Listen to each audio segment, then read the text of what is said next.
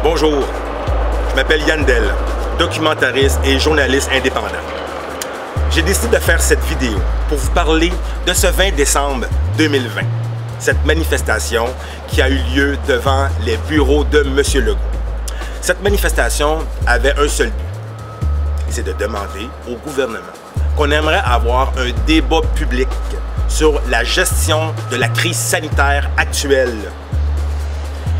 Bien entendu, je pourrais vous montrer des images de l'intimidation policière, de la brutalité, des amendes salées que les manifestants ont eues. Même moi, j'ai eu une amende malgré mon couvre-visage. Maintenant, faisons abstraction de ces images négatives et épeurantes. Et laissez-moi vous montrer tout un autre aspect de cette manifestation qui était, à mon avis, grandiose. À cause du nombre de participants, on était plus de 10 000, à cause de tout l'amour qui s'en dégageait. Alors, je vais vous souhaiter à toutes et à tous un bon visionnement.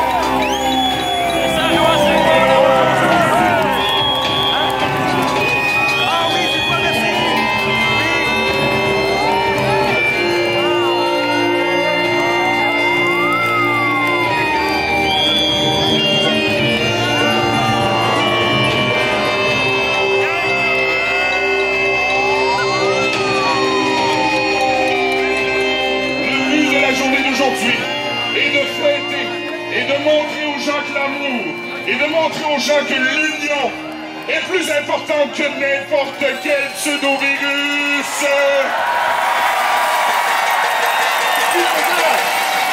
Alors, moi, j'ai un super beau message d'espoir à vous offrir. Je m'appelle Guillaume Durand, je suis le fondateur et le porte-parole du mouvement Habitat Évolutif. Je vous parle aujourd'hui d'un nouveau projet social.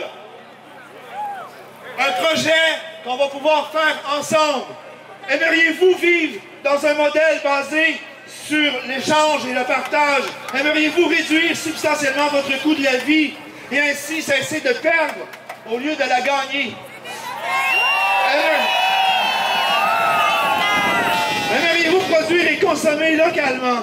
Aimeriez-vous avoir un habitat abordable? Aimeriez-vous concevoir et fabriquer votre maison de rêve vous-même? Aimeriez-vous avoir un accès à un bâtiment communautaire, à une petite ferme, un petit lac, ainsi qu'une terre collective et avoir tous les outils collectifs pour une agriculture de proximité? Permaculture, aquaculture, serre 4 saisons. Aimeriez-vous être aidé dans vos tâches quotidiennes en vous consacrant à ce que vous aimez le plus? Aimeriez-vous qu'on puisse reprendre notre responsabilité de prendre soin de nos aînés?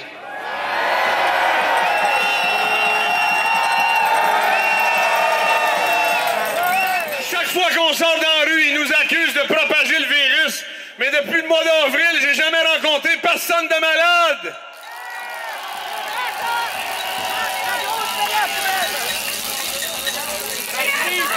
C'est rare, mais je manque d'un mot aujourd'hui, ça n'a pas de sens. On est venu chercher ici de l'énergie. Je me fais dire à toutes les semaines, merci, tu nous donnes l'énergie de continuer, de mettre un pied en avant, de continuer de dire ce qu'on a à dire, de continuer d'exiger qu'on soit respecté. Mais moi, aujourd'hui, je suis venu ici pour chercher votre énergie. Merci!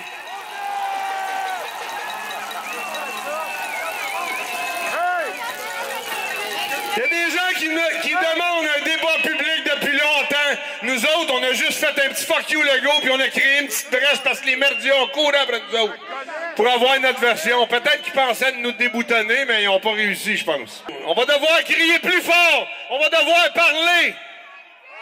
Accepter la confrontation. L'autre côté de la médaille, ils n'ont jamais arrêté de nous insulter. Ils n'ont jamais arrêté de faire face à la confrontation. Accepter la confrontation avec un sourire et dites-leur que je fais confiance à mon système immunitaire et je vous remercie. Hey! Je nous aime! J'aime aussi les gens qui ont peur. Ça fait 9 mois qu'ils nous vendent la peur dans les médias. Moi, je ne l'achète pas. On va proposer au restant du peuple d'arrêter de l'acheter.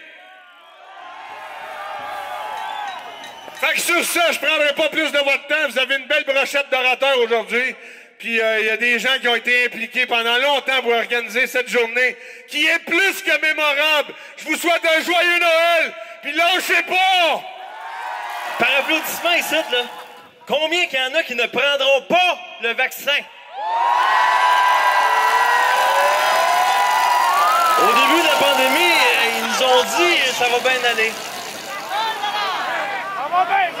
Comment vous trouvez ça va à date? Pas pire? Moyennement pas pire? Ça va tellement pas pire qu'ils nous forcent à nous rendre ici, aujourd'hui. On est obligé de prendre congé de nos jobs. Puis ils nous forcent à porter la muselière, de garder le 2 mètres de distance. Dehors! La preuve vivante ici, monsieur, a reçu une contravention. Le Père Noël a reçu une contravention, mesdames et messieurs.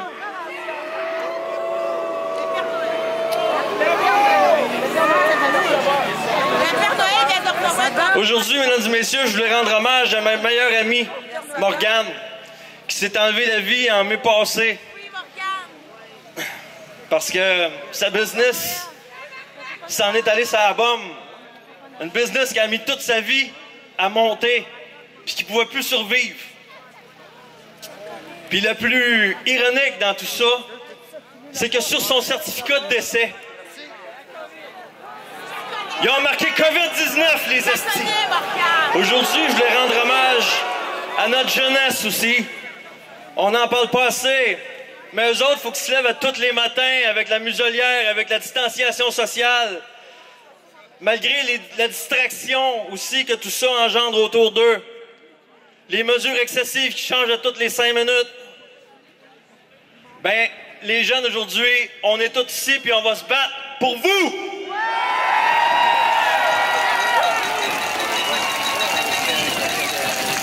By the way, y a-t-il des gens ici qui vont regarder le bye-bye de Radio-Canada? On sait sur qui ils vont bâcher, les astis, hein? Je vais vous résumer le bye-bye 2020 en 5 secondes. Liberté! Liberté! Ils vont nous faire passer pour des abrutis qu'on n'est pas! C'est pour cette raison-là, mesdames et messieurs, que j'ai décidé de mettre tous les efforts en place pour vous en faire un bye-bye parce qu'on le mérite. On va leur en faire un maudit show, je vous le garantis. Radio-Canada, en passant, ça c'est le poste de TV subventionné par vos taxes qui refuse catégoriquement le débat public. Il me semble que moi j'aimerais ça voir M. Didier Raoult sur les heures de grandes écoutes à Radio-Canada, qui a soigné plus que 4000 patients, alors que notre monsieur Arruda, lui, ça fait 20 ans qu'il pratique pas. Monsieur Falardeau a dit un jour, si tu te couches, ils vont te passer dessus. Si tu restes debout puis que tu résistes, ils vont t'haïr, mais ils vont t'appeler. Je pense que vous savez d'où je viens. Alors, il y a un roi qui disait que ça va vraiment pas bien en Suède dernièrement. J'ai été voir comment ça se passait. Puis je veux vous dire que c'est faux. Ça va bien, en tout cas, ça va bien mieux qu'ici au Québec. Je vais vous dire que je suis super touchée d'être avec vous. J'ai braillé tantôt, vous le savez. J'aimerais ça vous voir, vous donner des câlins. Voulez-vous faire ça pour moi?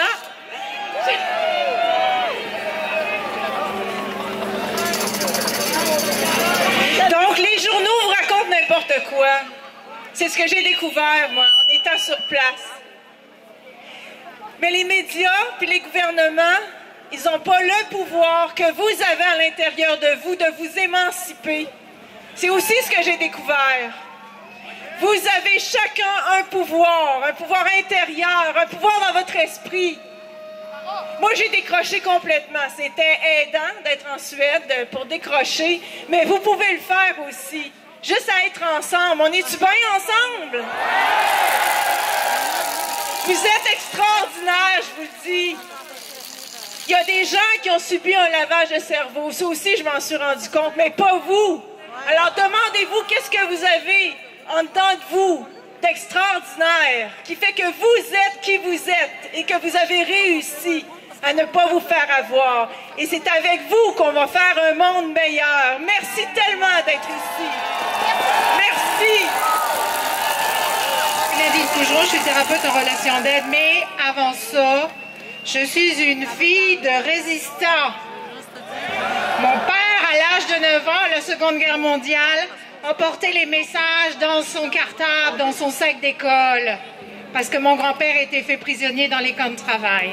Alors j'ai ça à l'intérieur de moi, puis on va y aller jusqu'au bout. On va réussir! Aujourd'hui, je suis là, je veux m'adresser à une femme. Parce que vous savez que derrière, et je dirais un homme, pas un grand homme, mais derrière un homme, il y a toujours une femme. Je voudrais m'adresser à Madame Legault. Madame Legault, vous êtes une mère de famille. Comment vous pouvez accepter tout ce qu'on peut faire subir à nos enfants? Vous devez avoir en vous le sourire d'un enfant. Aujourd'hui, il n'y a plus de sourire. Le monde est triste. Les enfants pleurent. Les enfants se suicident. Qu'est-ce que vous pensez de ça?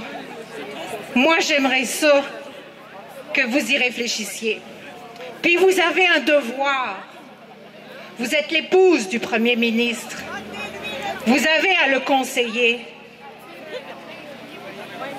Madame Legault, qu'est-ce que vous allez raconter à vos petits-enfants quand vous allez passer à l'histoire et que dans l'histoire on dira que le Premier ministre a été le pire de tous les ministres, qu'il a ruiné le Québec? Do we still have people with balls here? Je vais m'adresser avant de m'adresser à tout notre peuple ici, aux agents de la paix, avec leur machine à propagande, leur véhicule avec des belles paroles idiotes.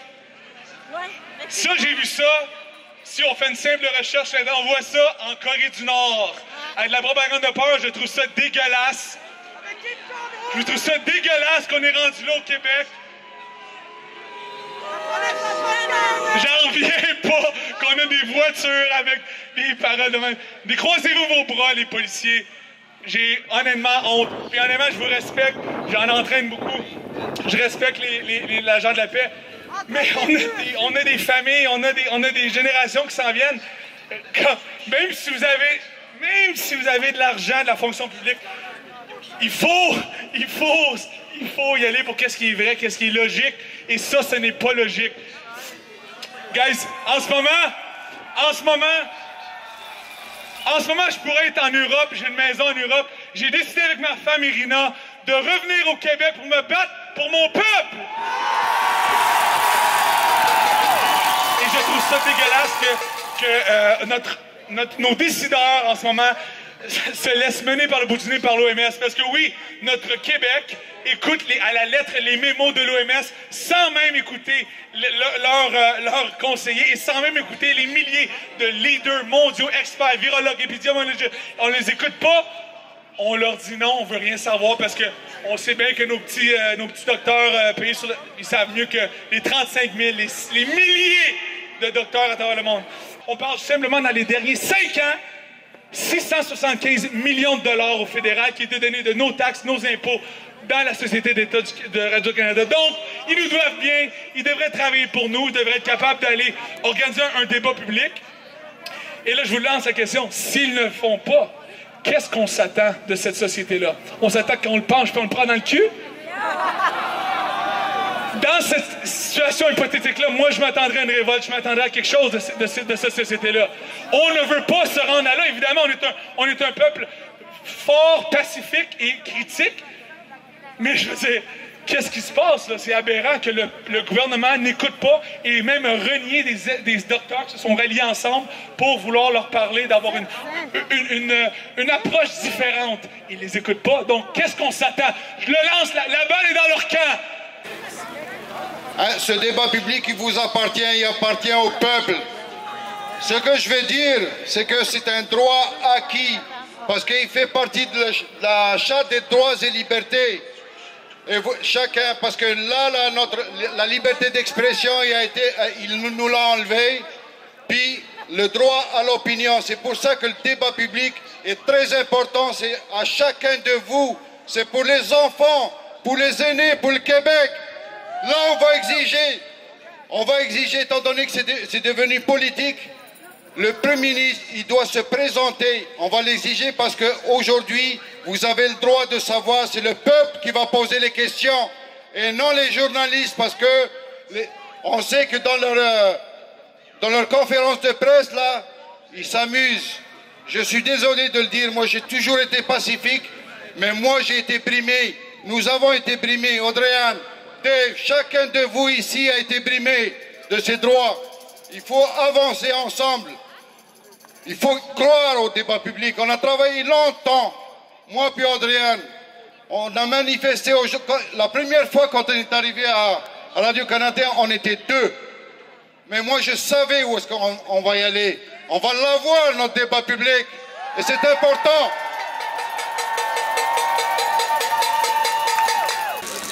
Une révolution est maintenant en route au Québec et elle doit avoir une voie à suivre. une voie à emprunter, une voie à tracer, une voie à inculquer. Cette même voie que nous devons tous écouter pour la communiquer, la partager, l'encourager et la hurler à tous les citoyens du Québec pour connaître un avenir prospère et engagé. Nous méritons une nouvelle génération de politiciens qui nous réunissent au lieu de nous diviser. Un gouvernement centralisateur qui contribue à la croissance de ses ressources humaines et matérielles.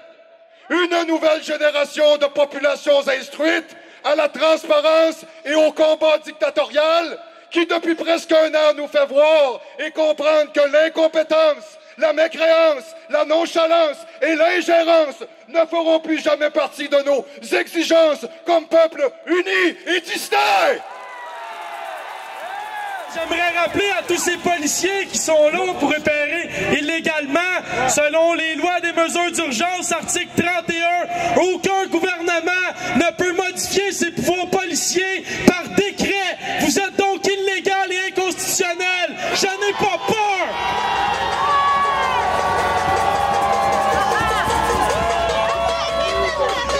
Ensuite, j'aimerais rappeler aux policiers qui voudraient venir s'aîner dans ma vie privée à Noël la Charte des droits et libertés. Mais avant, je vais vous rappeler l'article 3 du Code de déontologie de la police qui dit que vous devez faire respecter la Charte. Donc maintenant, on va dire l'article 3, liberté de religion, d'association et de réunion en plus d'expression. Ensuite de ça, on va dire l'article 5, la vie privée.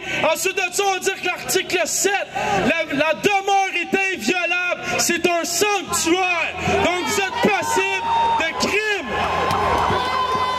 Ne vivez pas dans la peur, car le jour où vous avez peur, vous êtes déjà mort. Et si vous avez peur d'être avec vos amis, votre famille et tout ce qui fait de vous des êtres vivants, conscients et heureux, vous êtes déjà mort. Donc, ne laissez pas la peur rentrer dans vos cœurs. Soyez droits, soyez forts, courageux ou lâches, jamais bas. Vive un Québec libre! J'ai voulu être policier toute ma vie, à partir de l'âge de 3 ans. J'ai fait 3 ans de technique policière. J'étais allé à Nicolette, les gars comme vous autres. J'ai été 12 ans dans la police. C'est honteux, qu'est-ce que je vois ici. C'est dégueulasse. Sincèrement, ça se fait pas. C'est le peuple pour lequel on travaille. Pas votre mairesse Laplante qui veut des fonds de police. Est-ce que vous le savez que la mairesse, votre mairesse, elle vaut une pro des fonds de police? C'est pas normal. C'est-tu normal que votre COS y est fermé par manque de personnel? Qu'on veut vous remplacer par des agents, par du civil?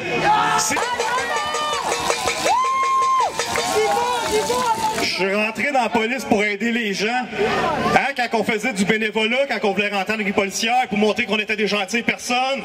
C'est rendu où, ça?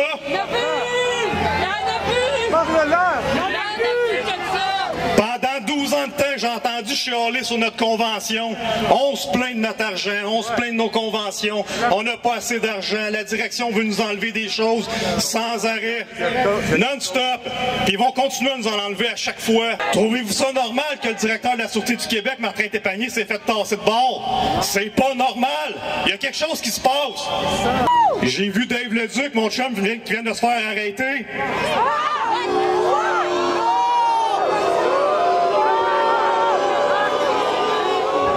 Pour un constat d'infraction. Mais je pense que les policiers ont oublié qu'on ne peut pas arrêter quelqu'un quand on est capable de l'identifier sans arrestation. On n'arrête pas les gens, il est connu. Vous pouvez l'identifier d'une autre façon. Il n'y a pas de détention. Vous n'avez pas vu que ça a changé la charte, les criminels? On essaie de ne pas les détenir, on essaie de les libérer le plus rapidement possible. Dave Leduc, vous connaissez son nom, vous êtes capable de trouver sa date de naissance. Il n'y a pas besoin d'être détenu. Envoyez-y son ticket par la poste, c'est fini là. J'ai été 12 ans dans la police, 12 ans dans le système. J'en ai parlé à des infirmières. Il y en a combien d'infirmières qui sont sur le bord du burn-out, qui sont en dépression en ce moment, à cause de ce système qui va planter dans pas long? Mon médecin de famille, il est tombé il a pris sa retraite il y a 2 ans. 1 an et demi avant d'avoir un médecin de famille, c'est la liste d'attente. C'est quoi ce système-là? Jamais été pour nous! Oui, c'est un système de merde. Jamais été pour nous!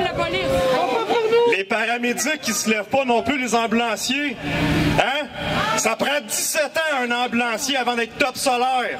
Pour le travail qu'il fait, ils ont des conditions de merde. Puis je vous confirme que moi, quand j'arrivais puis j'étais en train de pomper quelqu'un qui était en train de mourir, j'avais hâte en tabarnak que les ambulanciers arrivent. Puis quand je pognais un enfant noyé dans la piscine, un bébé qui respirait plus ou quelqu'un qui venait de se pendre ou quelqu'un qui s'était coupé les veines, j'avais hâte en tabarnak que les ambulanciers arrivent. Le monde dans le système, réveillez-vous, levez-vous, faut tout que vous dénoncez en même temps. À tous les matins que je vais travailler, j'écoute la radio, puis j'entends les syndicats se plaindre et attaquer le gouvernement sans arrêt. Les enseignantes, les infirmières, les médecins, toutes les autres sont en train de poursuivre le gouvernement. Je suis un policier, si vous me considérez encore comme un collègue ou un éberlu ou quelqu'un qui a complètement déraillé, je vous confirme, je suis pas en train de dérailler. C'est pas normal. Faites votre travail. Restez alentour du périmètre. Allez pas à attaquer des gens caliques pour le masque. On n'a pas besoin de faire ça. Oui, vous demande, c'est normal. J'étais dans le contrôle de foule pendant 3 ans. Restez alentour, mais n'écoutez pas ces ordres-là pour aller les attaquer, les gens. C'est écœuré du monde, ça. Moi, j'ai décroché quand j'ai entendu l'histoire des mandats pour entrer dans les maisons. Pendant des années, je voulais avoir un mandat magique. Un petit papier qui me permettrait de rentrer chez tous les criminels que je voulais arrêter, les vendeurs de drogue, les gangs de rue, puis je pouvais pas. Puis quand j'ai entendu le gouvernement dire qu'il allait donner des mandats aux policiers pour rentrer dans vos maisons, à des citoyens normaux, ceux qui payent les taxes, j'ai fait, c'est trop, ça n'a pas de sens. Puis là, le gouvernement qui arrive avec des tickets à 6 000 $ pour Noël. Ça n'a aucun sens,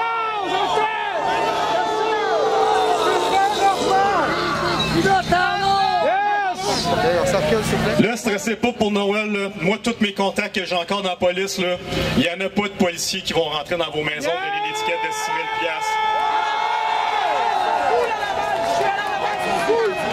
$. Et si je serais pas sorti, je vous confirmais que dans le début de la pandémie, à part les quelques interventions qu'il a fallu qu'on donne des constats de COVID, mes collègues n'en donnaient pas puis essayaient d'éviter ces appels-là.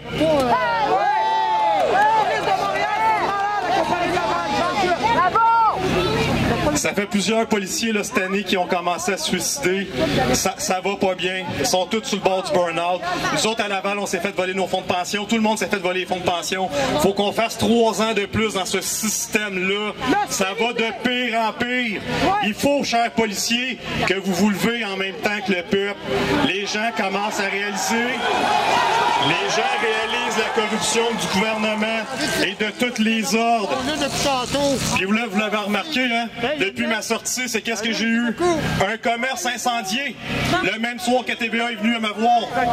Ensuite de ça, une mise en demeure de Québécois de 80 000 $. Une mise en demeure par le barreau parce qu'on me demande d'arrêter de conseiller, de donner mon opinion juridique.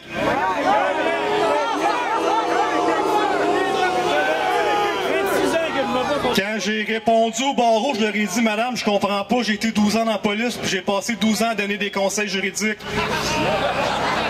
J'ai demandé est-ce que vous allez envoyer une mise en demeure aux 20 000 policiers du Québec. Elle me répond, excuse-moi Maxime, elle dit, j'ai déjà enseigné en INSIC en tant que policière, et vous, les policiers, vous donnez du renseignement juridique.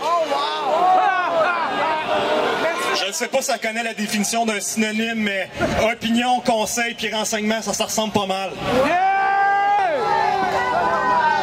J'ai porté pendant 12 ans le masque, un masque de robot. Puis à chaque fois que j'ai voulu faire des choses dans le système, on m'envoyait soit une mise en demeure, on m'envoyait en discipline. Puis vous avez vu comment que le Journal de Montréal puis TVA essaie de me détruire présentement? Plus que tu dis la vérité et plus que ta position est importante dans la société. C'est plate à dire, j'ai réalisé qu'en étant policier, avocat, j'étais plus important que le reste du peuple. J'avais un statut social plus important que vous. Puis je suis arrivé à 35 ans puis je me suis dit tabarnak, je vaux pas plus que personne qui est ici en ce moment. Pas parce que je suis policier puis que je suis allé à l'école, ça n'a pas un assez bon sens. Fait que le calice de masque là, je l'ai détruit. Je vais vous dire, moi là, la toune quand je l'ai écrit, je pensais à mon professeur de chant qui m'avait dit quand il y a des grands conflits de société, puis qu'on sait pas qui a raison, puis qui a tort, ben il suffit de regarder, d'observer pour savoir, regarder ceux qui chantent, puis ceux qui dansent.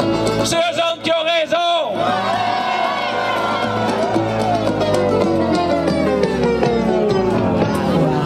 All right.